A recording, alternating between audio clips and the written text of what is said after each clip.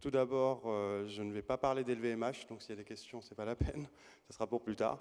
Le sujet principal sur lequel je voulais un petit peu débattre, c'était l'innovation de manière générale.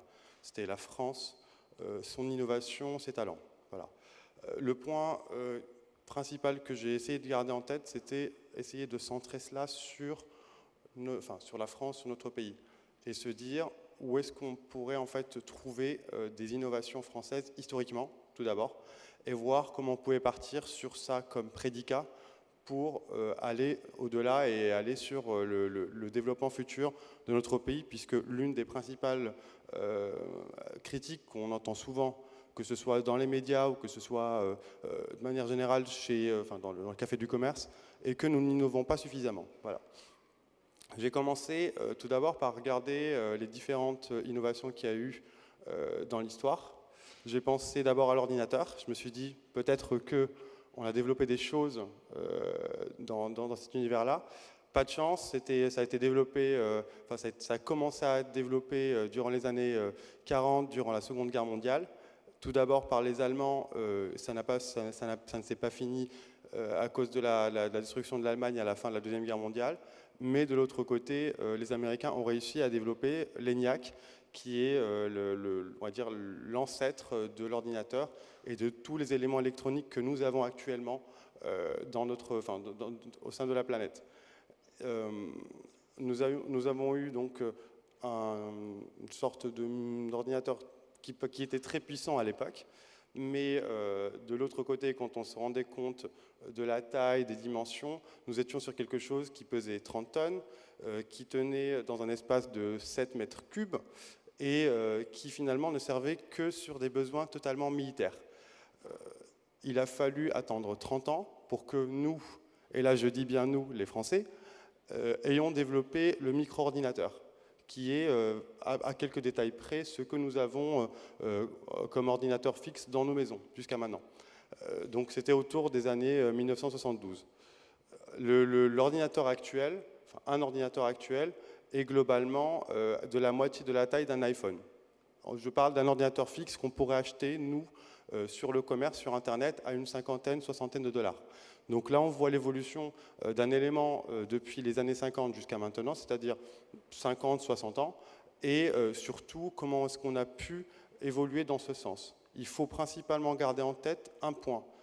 L'évolution de l'ordinateur, par exemple, n'a été faite que grâce à à l'application non militaire de l'élément.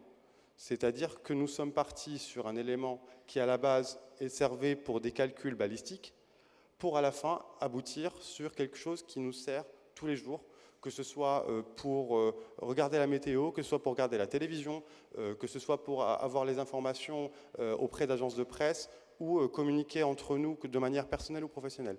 Donc il faut se rendre compte aussi que nous avons quand même un certain univers qui est propice au développement d'une certaine innovation et que à certains moments, nous ne sommes pas prêts pour développer tel ou tel élément. L'ordinateur a mis ce temps-là pour se développer. De l'autre côté, si on revient historiquement sur, par exemple, l'électricité, l'électricité a commencé à se développer, à vraiment voir le jour du côté industriel à la fin du 19e siècle, début du 20e, en Europe et aux États-Unis.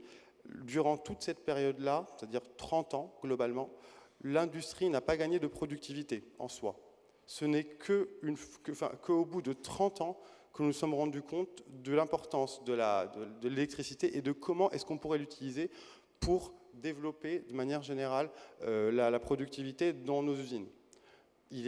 On peut essayer de décaler ça actuellement, par exemple sur l'ordinateur où on s'est rendu compte que ça a mis une trentaine d'années, comme de l'autre côté, nous pouvons quand même partir sur ce fait que certaines fois l'innovation de manière générale ou le développement de manière générale peut atterrir de certains endroits qui ne sont pas du tout prévus pour cela.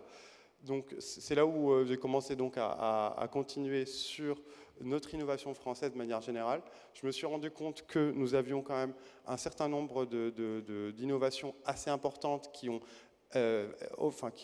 aidé au développement de manière générale de la santé, de nos moyens de transport, de notre travail, de notre qualité et de notre optimisation de travail. Nous avons continué par exemple la recherche sur le dépistage du sida qui a été créé en France. La première cure contre l'hépatite a été faite en France.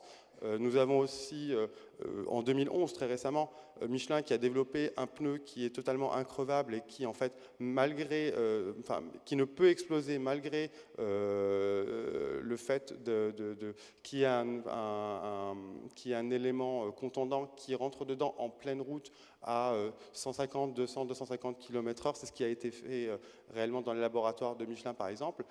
Nous avons aussi eu la première transplantation de visage qui a été faite durant la période entre 2000 et 2005. Réellement, elle a été mise et conçue au début des années 2000 et réalisée plutôt en 2004-2005.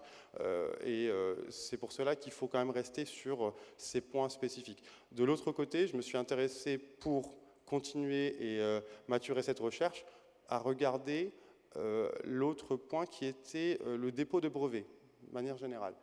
Je me suis rendu compte que nous, Français, sommes à la 6e position actuellement. On était autour des 3 premiers, 4 premiers avec à un moment l'essor du Japon et l'essor du développement du Japon. Maintenant, nous sommes 6e avec, juste au-dessus de nous, la Corée et la Chine. Nous sommes à environ 12 000, 13 000 brevets déposés annuellement. Et nous avons une croissance plutôt de 3 à 4% comparativement à des pays comme l'Allemagne qui, eux, sont plutôt à plafond à 30 000 brevets déposés et de l'autre côté, ont une croissance qui stagne autour de 0,1, 0,2%. Le point peut-être à retirer de ce côté-là est que nous sommes arrivés dans un monde globalisé où finalement nous ne sommes plus les seuls acteurs, nous, monde occidental, nous ne sommes plus les seuls acteurs du développement, nous ne sommes plus les seuls acteurs de l'innovation. Nous avons des pays qui sont en voie de développement, qui s'industrialisent fortement avec des croissances jusqu'à maintenant qui sont de l'ordre de 2 chiffres pour une bonne majorité de ces pays-là. Je ne cite même pas le Vietnam, la Thaïlande qui arrivent et qui commencent à suivre l'essor. Le point qu'il faudrait qu'on garde en tête est que notre croissance certes, n'est pas suffisamment importante, mais le principal catalyseur de cette croissance, ça sera l'innovation. Et le point est que nous avons innové nous avons créé un certain nombre d'innovations, nous déposons des brevets régulièrement. De l'autre côté, il faut qu'il y ait des structures étatiques qui permettent vraiment d'améliorer cela. Il y a déjà eu pour le coup, sous la gauche et la droite, c'est-à-dire à l'époque de Jospin et de Chirac, la création des pôles de compétitivité qui marchent très bien. Typiquement, moi venant de Grenoble, j'ai eu l'occasion d'assister à la création de Minalogic, qui est le centre de création de micro et nanotechnologie, qui est vraiment un pôle de compétitivité mondiale et qui portera ses fruits à coup sûr. Il faudrait de l'autre côté penser à un autre type d'innovation qui est tout simplement l'innovation collaborative. Quelque chose qu'on commence à voir un petit peu en France, mais qui s'est beaucoup plus développé aux États-Unis. Typiquement, la majorité des plateformes qu'on a actuellement, que ce soit Facebook, Google, que ce soit j'ai perdu l'élément, je reste sur Facebook et Google, sont finalement des structures qui ont été développées avec un certain nombre de personnes et pas uniquement 2 personnes dans un garage comme ce qui est dit de manière générale dans les médias. Oui, je citais l'open source. Typiquement, le développement de l'open source avec des plateformes comme Linux, comme Unix auparavant, ont beaucoup aidé à cet élément-là. De notre côté, nous avons quand même des éléments, des entreprises assez fortes sur l'univers informatique. Et nous commençons à avoir des structures collaboratives qui, pour le coup, sont de plus en plus proches des besoins clients, de nous, consommateurs, et de et de ce qu'on désire avoir comme élément.